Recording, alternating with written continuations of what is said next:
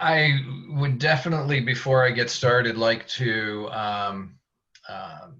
thank the novel coronavirus for its role in encouraging me to go down this rabbit hole. I think if I hadn't been sitting at home quarantined, I never would have dug into as deeply into this as I did. So you can blame the coronavirus for this. So I have completely unscientifically declared that this is Franklin's most underappreciated invention. And we'll talk about what that is in a moment. But I want to show you, give you a hint as to what it is. Show you a picture of this gentleman who is world renowned for his utilization of a Franklin invention. Anybody know who that is? Most people don't. Like I said, this is a rabbit hole. We are deep. We're going deep into a rabbit hole. Isn't it an Indian guy? He is Bangladeshi. Yeah. So you're getting close. Is it the harmonica?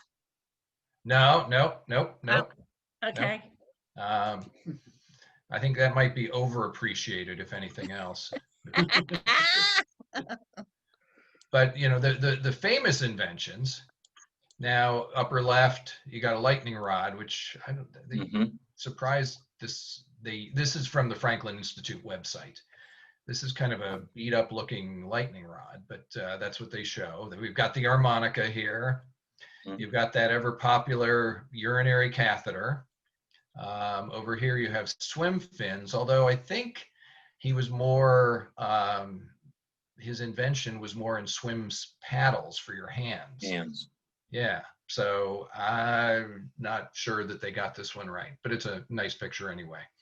And of course, bifocals, and of course, the Franklin stove. So those are all inventions that we're all familiar with that he brought into being during his lifetime. So I'm going to talk about something that actually got implemented after his death. And it was a post-mortem invention. And I started down this rabbit hole by looking at Franklin's will. And there are three categories of beneficiaries of the will. Of course, the friends and relatives. Those are all the kind of usual people you would expect in a wealthy person's will. The guy who got the shaft, and I'm sure everybody in this group knows William Franklin. The way, the style with which Ben gave him the shaft was quite something. But what I'm going to talk about was the codicil that he wrote to his will within a year of his death. His will had been finished in 1785. In 1789, he made this addition that would benefit the artisans of Philadelphia and Boston. Now, why did he do this? He wanted to help create good citizens of this new country. And, you know, his view, I've considered among artisans, good apprentices are most likely to make good citizens. So he wanted to help make good apprentices. And down here I've underlined, I wish to be useful even after my death, if possible, in forming and advancing other young men that may be serviceable to the country in both those towns. So he wrote this codicil and set up a beneficiary for artisans. And the stipulations, he said, take the remaining part of my government salary, which he never accepted, and establish these two trusts that would be self-sustaining. £1,000 each to Philadelphia and Boston, both instrumental in his life. And what he wanted that £1,000 to do was to be loaned out at 5% interest to young married artificers, if that's the right pronunciation, under the age of 25. And small loans just to get them started in their apprenticeship, in their business, between £15 and £60. He said directors should be assigned by government of Philadelphia and the government of Boston. And these trusts would have a 200-year life. So, again, I'm kind of reading this. This is kind of remarkable and crawling deeper and deeper into this rabbit hole. And the idea, in addition to creating these good citizens, these prosperous young artisans, was that you lend the money, you get, and Marianne, the £1,000, I've got that on the next slide. Well, $4,444 was the conversion that the source that I used made. So I've converted it to dollars here. Just so we can kind of get our heads around it. But by loaning it out at 5% interest, the miracle of compound interest, 5% a year, year over year over year, grows dramatically over the course of 100 years. So, in addition to creating a small number of good citizens in the early years, as it goes forward, it would be able to create more and more good citizens as it rolled along. So, and he did the math. He did all this math, and he did it in terms of pounds at the time, and so all of this was in this codicil of the will that he did at age 83. And so, for 100 years, it would grow and create citizens. And then at the end of 100 years, and Bob, I've got some people, I'm going to admit a couple here. And at the end of 100 years of this 200-year plan, he was going to distribute about 3/4 of it for public works. In Philadelphia and also in Boston, and he was specific. He said, if not done before, use the money to bring water from the Wissahickon Creek into the town, and or recommend making Schuylkill River completely navigable. So again, this 83-year-old is making these projections for 100 years forward from there. And so that 3/4 would go towards public works that would be determined by the people in charge at the time, and then about 1/4 of it would be used to continue the program. And so this is the way the numbers work out: 138,000 to go forward into the second 100 years. Mm-hmm.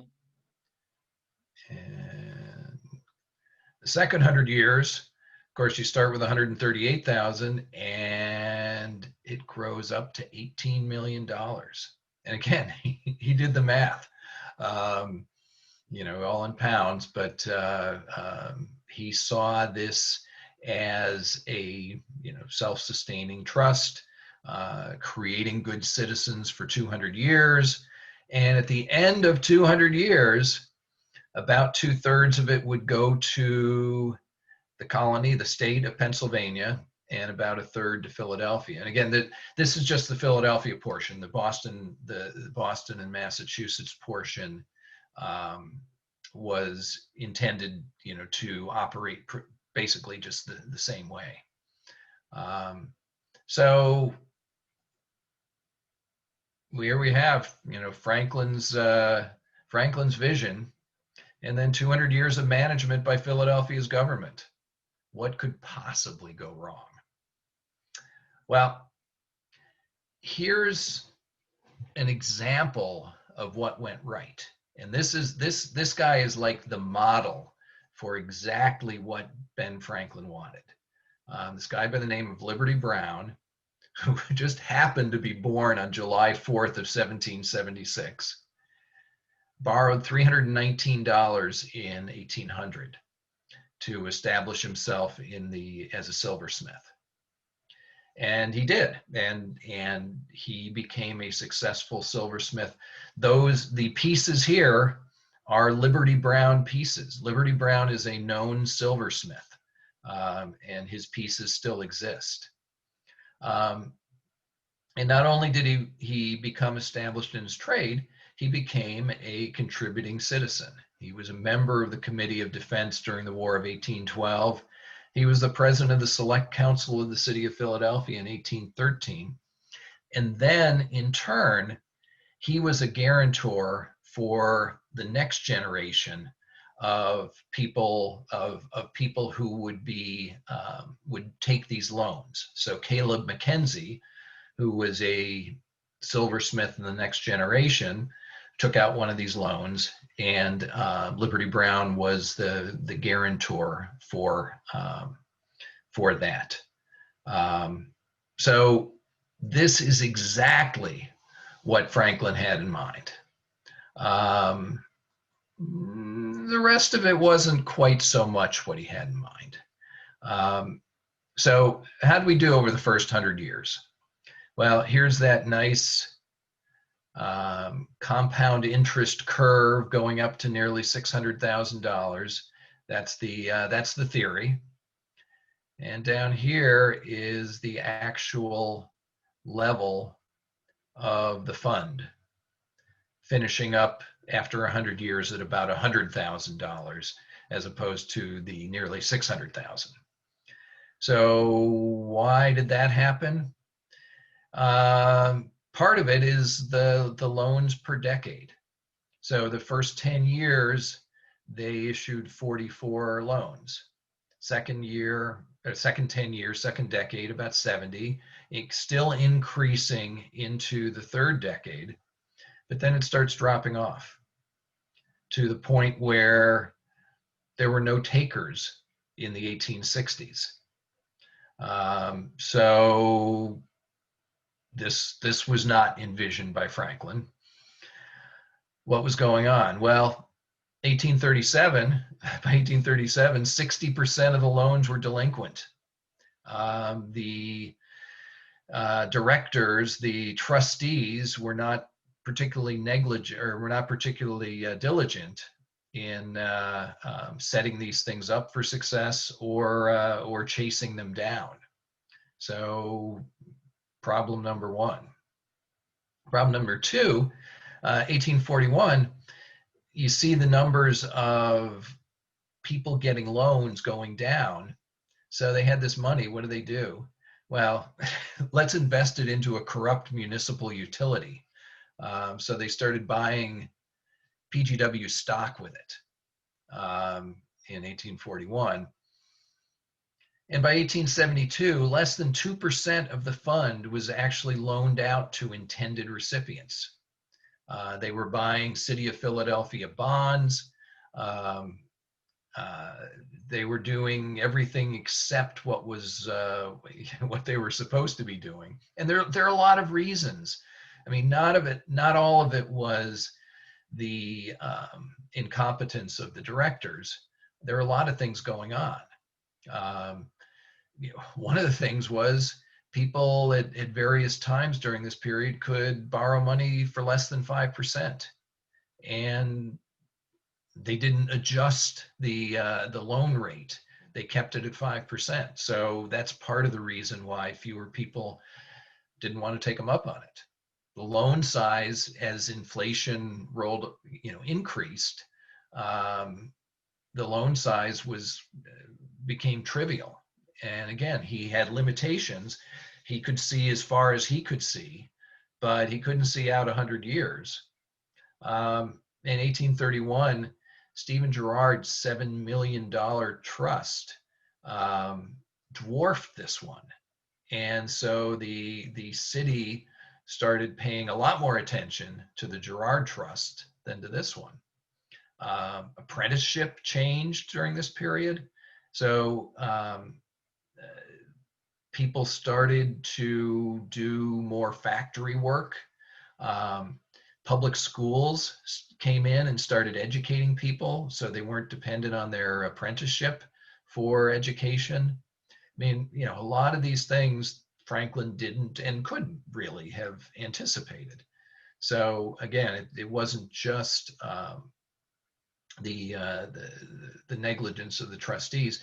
But the last one I will say is their fault, that during this period, even though there was a lot more factory work and a lot of people bypassing the apprenticeship,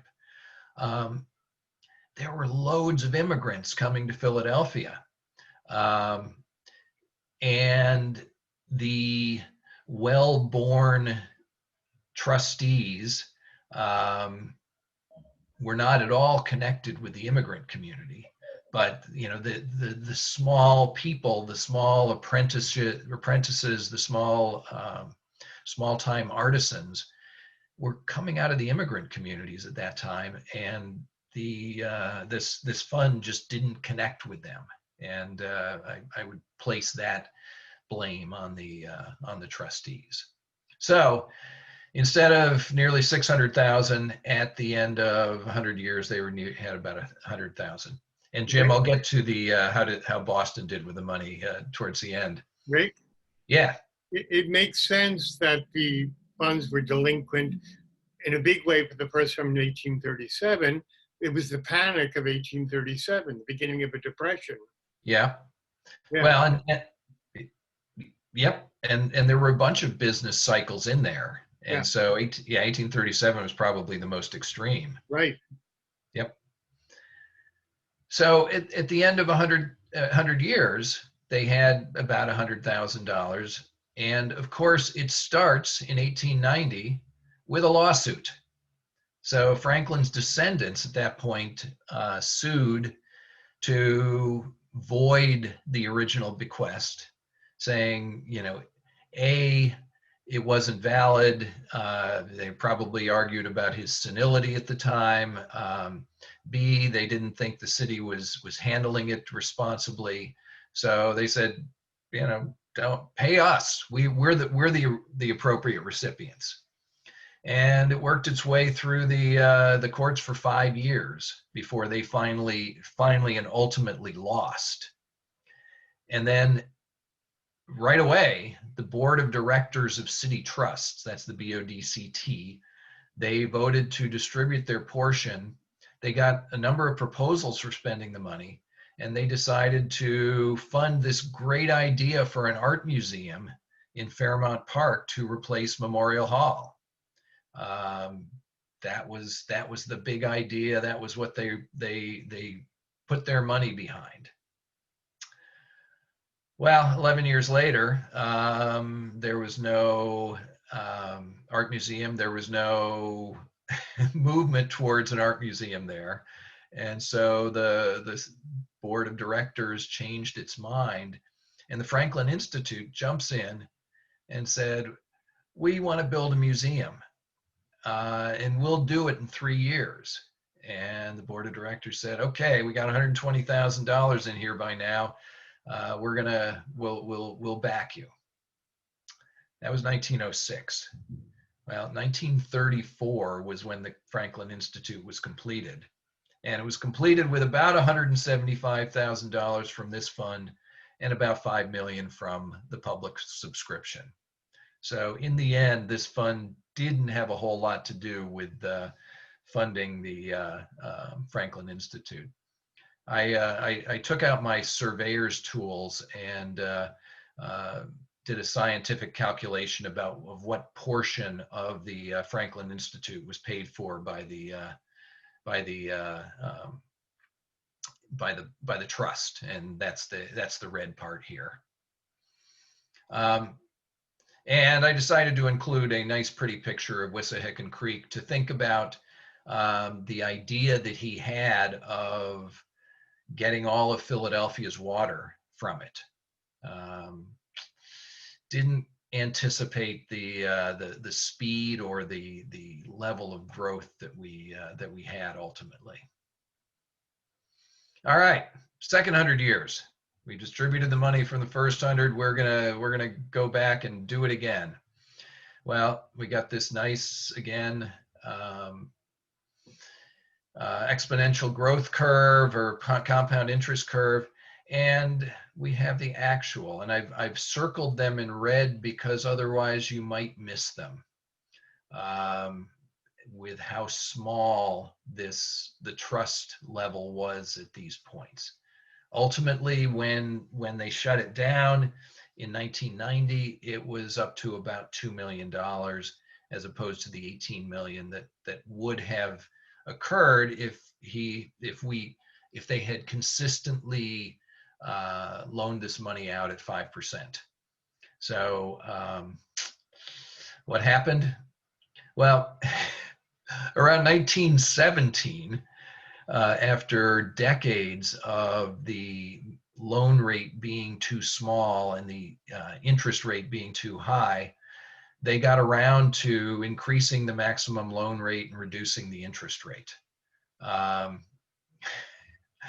They weren't exactly all over this thing. Now in 1939, they did something good. They started funding mortgage loans instead of the whole idea of apprenticeships and starting businesses, which was pretty 18th century. They decided to start giving mortgage loans to people, to that target audience. And over the next 50 years, they issued about 33,000 mortgages. That is one of the bright spots in this picture. 1952, the board of directors got around to researching the cost of starting a trade business. Now, maybe they might have done that about 100 years earlier, but it's just kind of remarkable how neglected this was over time. And then, kind of put a cap on the Stephen Girard thing. In 1965, they sold Girardville Coal, and they were managing nearly $100 million in money. And then this thing had a few $100,000 in it. So again, it's part of the reason why it was neglected. And, a lot of external factors that Franklin could not have anticipated, continued immigration, 2 world wars, taking the target population and putting them overseas. Of course, the Great Depression, deindustrialization and population loss, and then competition from union apprenticeship programs. The idea of the solo apprentice or the apprentice in the small shop, again, got further and further into the past. So instead of our 18 million, we ended up with about 2 million. And it was finally distributed in 1993. The city got about a quarter of it. They gave it to the Philadelphia Foundation, which created a perpetual fund with some of their own money to help trade training for high school graduates. And that program is still going in 2020. So you can say that Franklin's trust is still helping people in 2020, even though it's diluted But it's still there. And the state portion, about half of it went to the Franklin Institute for education and training programs. And they also created a Commonwealth of Community Foundations, which is grant money for community development. And it's still going in 2020. You can find organizations around the state that are using some of this money for community development. So the long tail is still there in spite of the rough ride along the way. So here, Jim, here to your questions. The final accounting in Philadelphia, we beat those Bostonians in the number of recipients of loans, 310 to 291. Unfortunately, on the money side, we came out on the short end. They ended up with like $4.5 million, and we ended up with our $2 million. So as much as I hate to say Boston beat us at something, that's I'm afraid those are the final numbers there. So what is this? Well, it's a powerful idea, but it was a changing world. And a lot of indifferent education. So, goal number one, improve citizenship. 310 artisan loans, well, that's not bad. 33,500 mortgage loans, okay. And it's continuing even today. Okay, that's okay. The financial growth, the fund value is at 11% of projected over 200 years. It's not so good. And so, I've kind of concluded we have about 200 years of missed opportunities for Philadelphia and Boston. We could have done a lot more with it. So now I'm going to switch to the guy whose picture I showed you at the beginning. He is a guy who is doing a lot with this idea. His name is Muhammad Yunus. He's been called banker to the poor. He won the Nobel Peace Prize in 2006. He founded a bank, and the Nobel citation says, for their efforts to create economic and social development from below, microcredit is one such means. Development from below also serves to advance democracy and human rights. And the global microfinance industry is huge. And the key point, allowing people to take on reasonable small business loans safely and in a manner that's consistent with ethical lending practices. That sounds like Franklin. If he were alive, if he were alive today, he would probably be all over that statement. But the World Bank has estimated that more than 500 million people in the world have benefited from microfinance-related operations. And the book that I read that was kind of the key to this rabbit hole was this entitled Benjamin Franklin and the Invention of Microfinance. It was essentially this guy, Bruce Yenewine's PhD thesis that they published. And in it, he says, without fully realizing it, Franklin invented an idea that would come to fruition some 2 centuries later in the global microfinance movement. Now, and here's the book. I really, really wanted to find a quote or a reference from Muhammad Yunus or somebody else in microfinance to say, oh yeah, this was Ben Franklin's idea. Didn't find it. So I can't claim that they grabbed the idea from Franklin as much as I would like to. The other thing I can't claim as much as I would like to is that this was originally Franklin's idea. It wasn't. he put it into practice. But the idea came from this French intellectual, Charles Joseph Mahan de Lacour, who in 1785 wrote an essay, a parody, and this crowd will get the reference in this title, Last Will and Testament of Fortunate Richard. He obviously wrote it with Franklin in mind.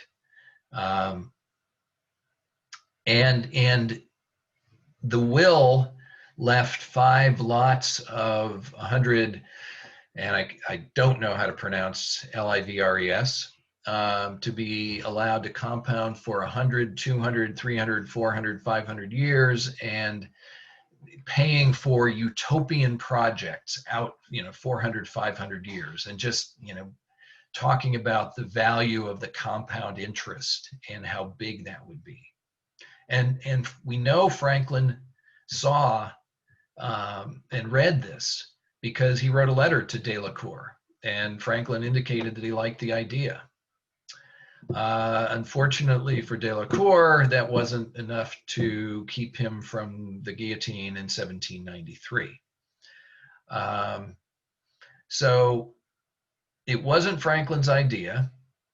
And there's no indication that he directly influenced the microfinance industry of today. But I will say that he was the first person to put into effect this idea, this invention, that over 200 years later won the Nobel Peace Prize. That's pretty impressive. And this in the last year of his life. So in spite of the indifferent results from Philadelphia and Boston, I think it's a pretty impressive thing to have done, and pretty impressive credit to him. So that's the last in the invention. I do, his reference to William Franklin in his will is such a great burn that I have to mention it before I finish. So he left for William all the lands held in Nova Scotia, which were probably worthless. He had been granted some land there, I think in the 1750s, and under the condition that it be occupied within 10 years, and he never paid any attention to it, so it was probably worthless by then. So he leaves this worthless claim. He said, all the books and papers that William has in his possession, just keep them. And all the debts, don't worry about it. And this line, this quote, direct quote, the part that he acted against me in the late war, which is of public notoriety, will account for my leaving him no more of an estate that he endeavored to deprive me of. I mean, what a great burn. What if you're going to leave something to hurt somebody long term? Oof, that's a good one. So that is the end of my presentation. Now I will look at some of these, and I'll stop sharing my screen.